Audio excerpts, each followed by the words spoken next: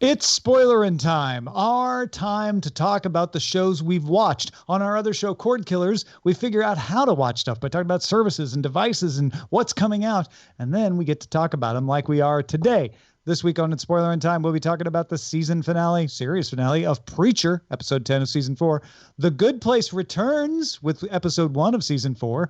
The Righteous Gemstones, season 1, episode 7. And of course, we will finish with the Christmas special and finale of our watch of extras. I'm Tom Merritt. Joining me, of course, Mr. Brian Brushwood. Oh, hello. And don't forget that last week we did our winter movie draft for our Silly Fantasy League.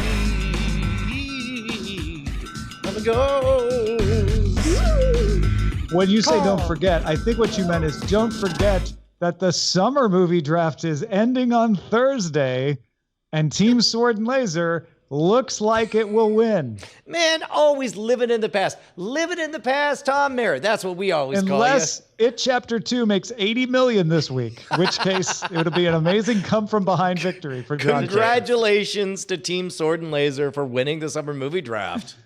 Don't worry. After I legitimately win it, Veronica and I legitimately win it next week, it'll be the last time I talk about it.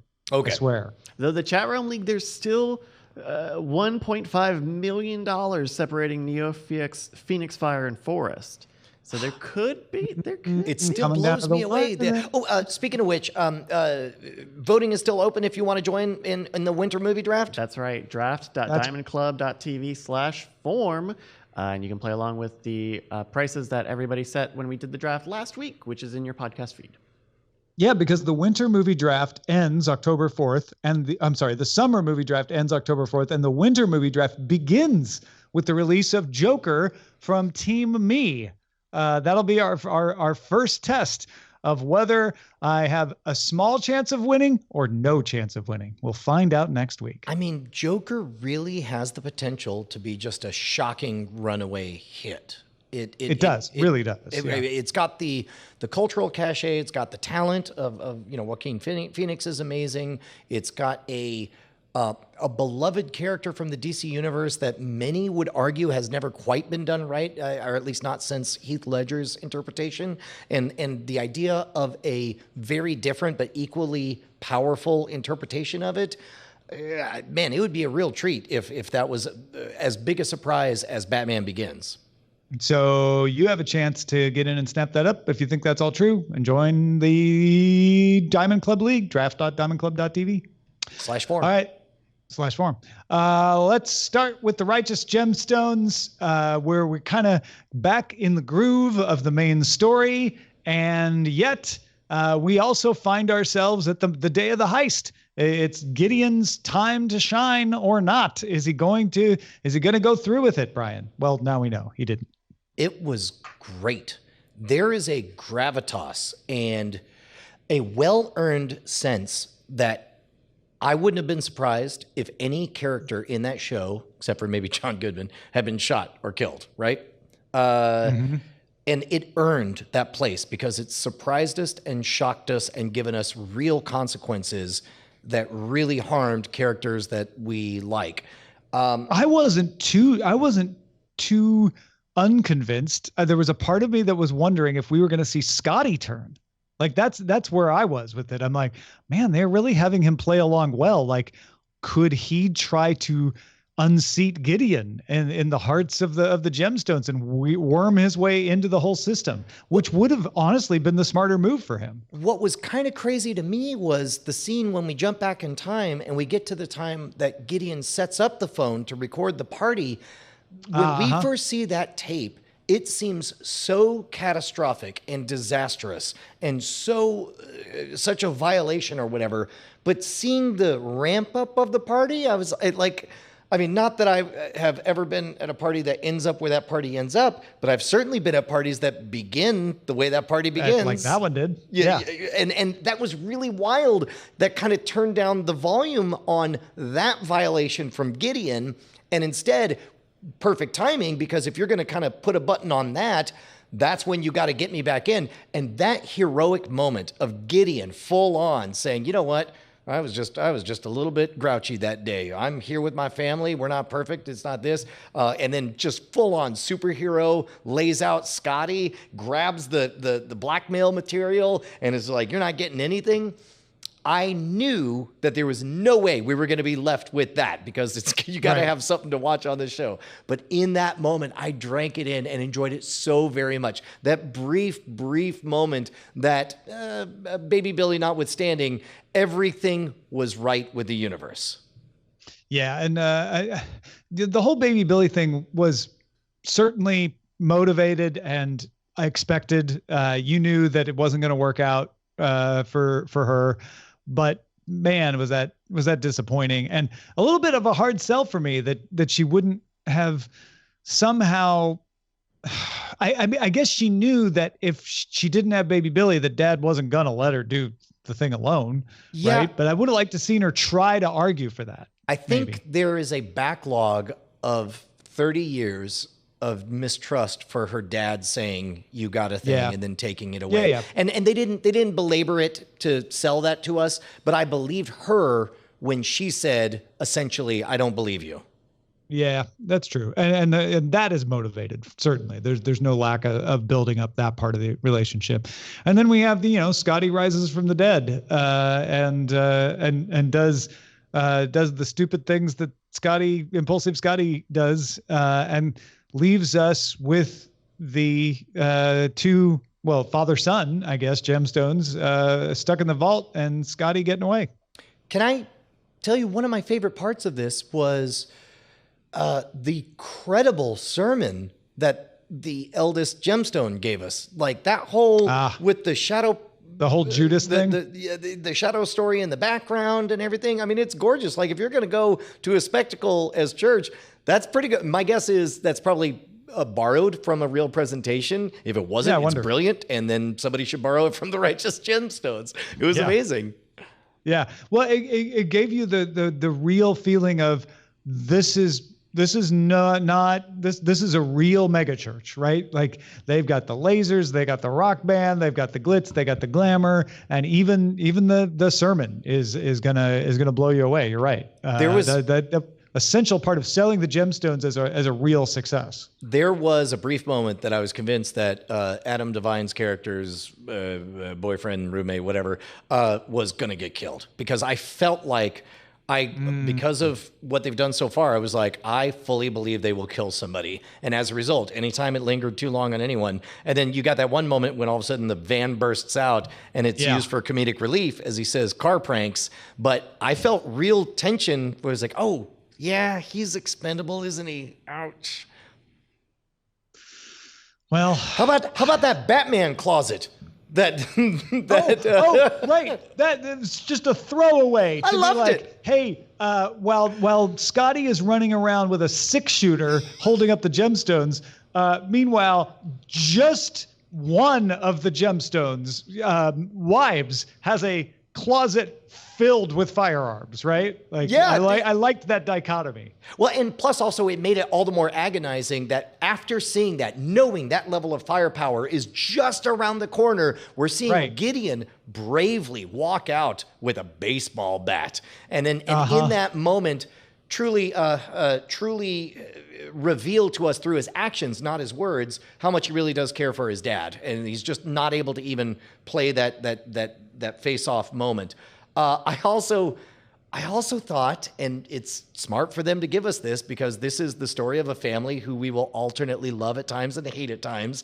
I'm glad that they gave us so many reasons to love the eldest gemstones. I've already forgotten their names, but that whole thing when he's just like, "Hey man, I figured it out. You're gay. Totally cool." He was like, "Well, I'm not. We're not in love." He's like, "That's fine. You just play in the field." He was like, "That's totally cool." Everything he says is misunderstood and totally cool. Yeah. Right, exactly. Like, so bye. I still love my bi son. It's the point. Like it's. I love the fact that it subverted the stereotypical trope when it comes to exactly, the homophobic Southern Baptist family. In fact, it only becomes an issue because of the misunderstanding, not because of the content of the revelation. Yeah. Yeah, and then of course the follow-up in the kitchen with the mother. Oh yeah, I didn't tell your mom about the thing. And he's very clearly telling no thing. No, Okay, it's great. Settle. That brief moment, and of course I knew that it was all, they're going to give us some kind of disaster. I like that the disaster was a massive, interesting loss of money. This is a big enough puzzle that we have to deconstruct going forward that it's going to be very interesting to watch. I strongly suspected they were going to take somebody's life, and they didn't. And that was a surprise. And it's still, the show remains as interesting as it's ever been. I think that they figured out a way to escalate the stakes without relying on the same game that they played at the beginning of the series. Yeah, I think the only thing that really surprised me is when Scotty gets the key card from Eli. I really thought John Goodman was going to pull a move. I didn't think it was going to succeed. I knew that this was going to end up with Scotty getting the money, but I thought he was going to have more trouble, and it ends up just good punch in the face. And I think that tumbles. I think that punch in the face was to get you past the suspicion that Eli had a trick up his sleeve, and they wanted to elicit, like, okay, why would Eli Gemstone ever hit another person? And that, of course, is what would short circuit his normally very analytical brain. And I bought all of that. I didn't mind it. Yeah. No, I think I felt it just surprised me. That's all. Yeah. Yeah. All right. Anything else on Gemstones? Man, it's just of everything we're going to talk about today, it's the best thing. It might be my favorite show on television right now. Yeah. I'm not going to take any energy to dispute that because it's pretty darn good. The closest for me of the four things we're talking about, though, might be The Good Place, where it's frustrating because on the one hand, this is not by any means the best Good Place episode. But on the other hand, that's because we're just revving the engine back up. We're doing an echo of season one. And so this first episode was just getting the beats in place for what I think will be hilarity ensuing. I will begin by saying there is one moment that is a full-on involuntary belly laugh moment, among possibly the funniest in the series history.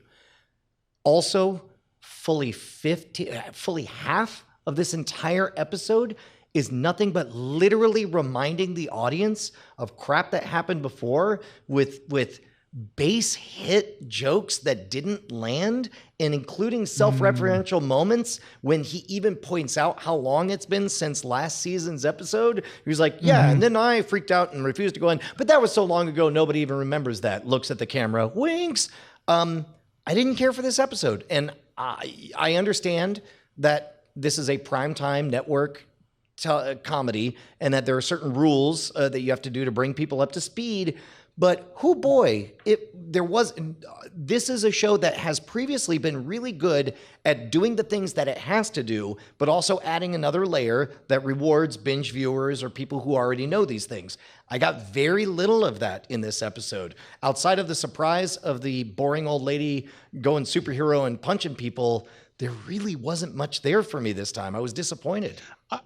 She was the only one of the new humans that I loved, because she just subverted every one of my expectations the whole way through, right? At first, by just not having a reaction to anything. And I was like, oh my gosh, I'm related to people like that. Like, I know this person. That's brilliant, because nothing will drive you crazier than a person who just seriously underreacts when you need a reaction, which this team does. The overly offensive guy felt a little expected. Like, okay, you got to have the guy that does the traditional things that drive you nuts because he's just a jerk. And then we had the Chidi's ex-girlfriend, which that's yet to pay off. So the jokes of her just not believing this was happening were okay. I think some of them landed, some of them didn't. But again, I feel like that's just setting me up. I think the other thing that bothered me about this episode is these four characters aren't as good as the ones we've come to know. They just aren't. The new human test characters. Sure. I mean, I didn't even really notice them, to be honest. That's the problem, because this episode hinges on them, providing the newness, and they didn't deliver as much as I would need them. They spent the first 5 minutes of the whole episode literally reintroducing every character, telling you the motivation of why they're here and what they're good at and what they're not good at. It was so long, Tom, and normally they're above that. They spent 20% of their real estate explaining the show to new viewers. It was really weird. Also, I don't think maybe season 1 didn't, but the season 2 and season 3 both had double length openers for the season. Maybe that's what I was feeling. Because they both kind of took 2 episodes to set everything up. I mean, remember season 2 where it was just one big story cut up into 2 episodes? And if you only watched 1, you'd be like, this is only half of a story. I wonder if either they just can't write a season opener in one 22-minute package or what? Because, I mean, it is a lot of exposition, but you have to have that. I mean, this is, like you mentioned, a very well-acclaimed show. You're going to get a lot of new people, hopefully, and they need to know what's going on, which is unfortunate for how short, a 20-minute And keep in mind, maybe I'm just a little bit more suspicious given my experience with another of my all-time favorite shows, the last season of Preacher, which we'll talk about shortly. I think I was just a little more cautious, a little more on edge. I'm willing to give The Good Place certainly more than one, but definitely another episode to show me what they were doing in this episode. I'm with you, Bryce. It feels like it's an incomplete thought. You know what? And Dan Wally in the chat is pointing out at the end it said "to be continued," which is what you would put. That's right. What you would put in a 2-parter if you had to have this is actually we're putting 2 episodes together. We had to break it across, and someone scheduling separated them. Do you think they wrote it with the intention of it being a 2-parter, and then there was some kind of breakdown, like no, we have this many advertisers, we need it to go this long, we're going to milk it for all it's worth? Well, I think it was written as a 2-parter, and then someone said, "Hey, we're going to move part 2 to next week." Just because. I would imagine that there's people on that team that were very disappointed by that Dan decision. Wally says, his DVR guide says 1 of 2. So that makes a lot of sense. We would never otherwise then don't count this as judgment on the episode, because maybe it's the first half of a movie. In fact, but this is our reaction to only have seen half of an episode. But being told it's an entire episode, which is important because they definitely told us that. Yeah. Well, then, shall we move to when I said of the 4 today, The Good Place probably my second, I'm sticking with that. So let's move on to Preacher. Episode 10, season 4, the final episode of Preacher. The one word that stuck in my mind was punt. What's a way to just end this without taking any more risks? It was a punt. Like, guess what? God's a bad guy. But don't worry, none of our heroes is going to be the guy who kills God. None of our heroes are going to be the guy to sit at the throne of God. We'll take this unstoppable force and, arrange for him to be the one that does it. We'll throw you a Hitler and Jesus punching each other bit. That didn't do anything to resolve Hitler's storyline other than on paper getting to say, and then Jesus fights Hitler. And then also it's like let's for no rational, only storytelling reasons have Jesse release Genesis only to give him the moral authority to stand on his own 2 feet against God. Like, I get it. Okay, that's fine. I forget. I don't even remember what ended so much with Eugene. What was Eugene's ending? He went to sing songs. I guess I don't know. And then we'll have Tulip play Tulip as a younger Tulip and show a couple of gravestones. Actually, that's the only part I actually enjoyed. Was like, oh look, we get to see Ruth Negga with longer hair talking to Cassidy, and I love Cassidy, so I'll just enjoy hearing Cassidy's accent and seeing Ruth Negga in a different outfit. This is, that may have been the highlight of the whole episode. Look, man. 3 perfect seasons earns you a lot of goodwill, and Preacher will continue to be one of my favorite things I've ever seen on television. That 4th season, There was very little I saw the point of. There was very little that got resolved in a satisfactory way. There was a lot of cop-outs, a lot of just running around in circles, and that was not what made it my favorite show for the first 3 seasons. Is that fair to say? I think that's fair to say. I look at this episode and I think, okay, what really stands out, what I remember about this episode, this isn't even criticisms. What I remember about the episode is thinking, well, wait a minute. Why did the Saint of Killers suddenly decide to not kill Jesse? Also, why did he, like, I was so confused. When he sat the throne? But no. Before that, when he was gonna kill Jesse, I was confused why he wanted to still kill Jesse when he could have before. And then when he didn't kill Jesse, it was so sudden. I was like, but why? Later, we find out it's deathbed confession, and Jesse convinced him, like, this is the way to see your family. I'll absolve you of your sins, and then you can go up to heaven and get your vengeance on God. But only that made sense. How we got there made no sense. That really confused me at the time. The other thing was when Jesse used Genesis on God to prove that he could, and God was like, good, I'm glad we got that out of the way. I'm like, well, then why the F did you not use that before? Yep.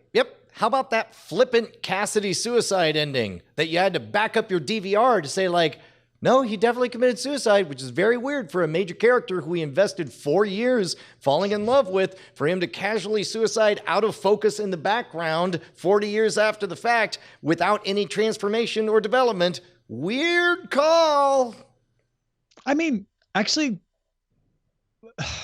it didn't even bother me, honestly. It was, you're not wrong. I'm not disputing you in any way. But in the moment, I was like, yeah, I guess he's been around too long. Like, I mean, at that point, isn't the reaction I should have as a viewer. I mean, I think that's more of a reflection of our lack of investment by that point than anything else, right? Well, because it wasn't like, no, don't kill Cassidy. I want more stories from Cassidy, because I just didn't want more stories. Yeah. I mean, you could have spent the 4th episode. Look, I understand that they are beholden to certain things that are in the comics, and they can only stray so far or whatever. But what if a through line was they try to force feed him a pill to make him human, and the Grail's trying to be like, no, you're going to become human, and then you're going to die like the rest of us eventually. He's like, I'll never do it, and he somehow avoids it. And then 40 years later, like, the last thing he does is swallow that pill. I'd buy that. Look, our character developed. He's now decided that nobody could live forever, and he's embracing the humanity that was. He's thankful for the time that he spent with Tulip and Jesse, and he'll carry those lessons up until he sheds this mortal coil. There are many things they could have done that wouldn't have felt like like somebody shaking their head and leaving the room in the middle of the writing session.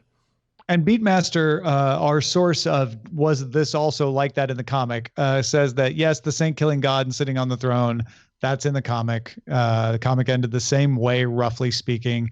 I know they changed the ending of Tulip and Preacher so that they could show them interacting more. It was kind of a riding off into the sunset in the comic. I did read that much about it. But yeah, it does. Honestly, the Jesus in the paint store scene really felt like a 1-frame comic goodbye that works as a 1-frame comic of like, so he ends up just working in a paint store. That's funny. Whereas as a drawn out minute vignette, I was like, okay, so that's what he does. That's one of the things I minded the least, actually. I thought that was all right. I mean, it's certainly not offensive, but at that point I was like, is it done yet? Like, do I have to catch up on everybody's story? And I'm so surprised that I felt, look, I didn't hate it. I didn't hate anything about the 4th season, but I also didn't love any of it. And it's also, so by the way, Beatmaster says Cassidy got rid of being a vampire in the comics. All in all, just another reason to read the entire comic run. Well, and by the way, this is something that Justin and I said all the way back on the first Night Attack album. Watch the movie first. If you love it, guess what? There's an even better story waiting for you in the book. Yeah. Well, you know what? I want to raise a glass and say thank you, Preacher, for 3.2 seasons of amazing television. Well put, sir. There were some great adventures along the way. Oh, yeah, absolutely. I'm very, very glad for Preacher. All right. Well, let's finish up with the extras movie. It's an hour and a half for a half-hour show. Going an hour and a half for the Christmas special was pretty ambitious, but honestly, it didn't feel like an hour and a half to me. It felt like just a really meaty extras episode, and I love that we finally see Maggie kind of make him confront the truth about himself. It was meaty. Very little Christmas in this Christmas special, but I understand that in Britain there's kind of the Christmas specials societal come thing out on Christmas. They're not always about Christmas, right? Yeah. And so like the only nod to Christmas in this whole thing was that they play some Nutcracker music or whatever. I liked it. I certainly thought it ended very, very strong. Pretty much the last 30 minutes are perfect. Everything from the moment that he gets the agent that he really wants, he fires his old agent or whatever. His old agent, creating his own franchise, essentially another version of what he's already been doing, only in cell phones or whatever. That's an okay story. Maggie descending into like, okay, what happens when you're no longer marketable or don't find the joy in doing extra work? Well, I mean, you're just there to trade your time for money. Might as well do it cleaning toilets or whatever. That was painful to watch and good. I think they did need to turn up the contrast on Andy Millman and his hypocrisy of wanting to be all things. And that moment when he finally gets the agent, and it kind of works, but not really, and his nemesis is getting better roles. And that moment that his agent says, what do you want? Do you want to be loved and respected for your talent? Or do you want to be famous and on the television? And he's like, well, both. And he says, almost, very few people can do both, and certainly not you. What's it going to be? And there's no hesitation. He's like, I want to be famous and on the television. And it's like, great. And then they do it. And so then, to be honest, like you could kind of flush that whole first hour and just begin with that scene. And that would be the single best episode of Extras, to watch him admit who he is, descend into it, and then have that network moment of that's all. But then you don't get the Maggie story then. That's true. Which maybe you don't need, but I would hate losing that. That is a good point, because I'll tell you, I did, in that moment that he hits his darkest moment and he pulls his version of that scene from the movie Network and is just talking directly to Maggie on the camera. I mean, I got choked up on that. It's so sweet, so honest. I loved how it ended. Yeah, no, I agree. I love that scene. I love him meeting success, right? He could always kind of say that who's his agent that's played by Stephen Merchant? Andy. No, not Andy. He's Andy. Yeah, he's Andy. Darren? Darren. He can always kind of blame his lack of success on Darren. It's a safety net, right? He can say, well, if I had a better agent, I would be getting quality parts, right? That seems to be his attitude through all of Extras. And so when he ditches Darren and gets a real agent, the real agent confronts him with the reality of like, no, that's not actually how it works. You have to choose. And he doesn't like the choice he wants to make. And we see, there's some great comic moments there, especially for me as a David Tennant fan of Doctor Who, to have him constantly like ripping Doctor Who is like, oh, I'd end up doing Doctor Who, and then having him do Doctor Who with David Tennant as Doctor Who, doing a guest spot. There was some good stuff. That scene enters like mid-line of that David Tennant era, like, you've got to want it more than anyone, like at that third act swell. Who's the guy that wrote those? Stephen Russell T. Davis. Oh, Russell, yeah. God, it was great. I enjoyed that. It was just a gentle poke at the style of that show. Yeah, no, absolutely. And the fact that they got David Tennant and got permission to have David Tennant in the Doctor Who outfit makes me think that, they were like, yeah, you can poke a little fun at us. That's fine. But yeah, it's all leading up to that Big Brother speech where he finally realizes what's important to him. Yep. Yeah. It was great. A wonderful side quest. I'm really, really glad we watched extras. Thank you to everybody who went along with us. Next up, we're going to start on the Larry Sanders Show. Yeah, and we're going to do something new. If you haven't heard us mention this before, we're going to watch, because they're a half hour, and because there are so many of them, we are going to watch 2 a week.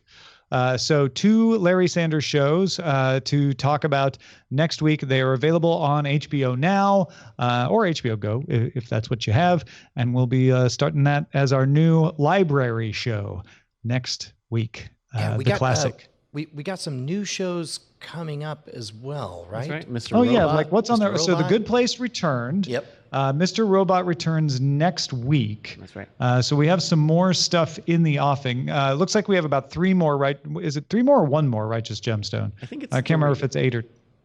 Okay, Oh, so actually, it's a you know 10. what? They did the HBO like the next episode on, and it's the start. It's the time of the season where all the episodes are saying like only so many episodes left, and I think it said only 2 more, and it might be because that first episode was double length. Remember that? Oh, so it was actually 2 okay. episodes. Yeah, there might only be 2 more.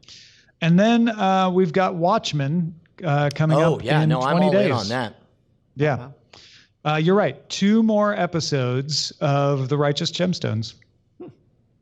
So, and then, And so Mr. Robot in 6 days, Watchmen in 20 days. Cool.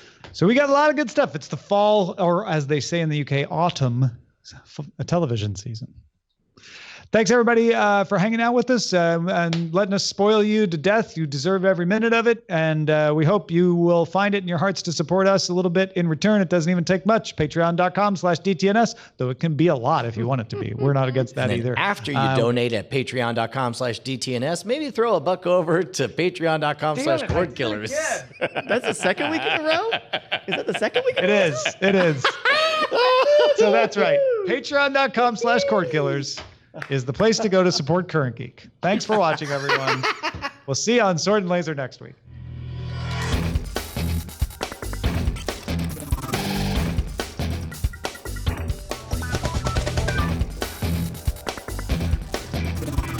Diamond Club hopes you have enjoyed this program.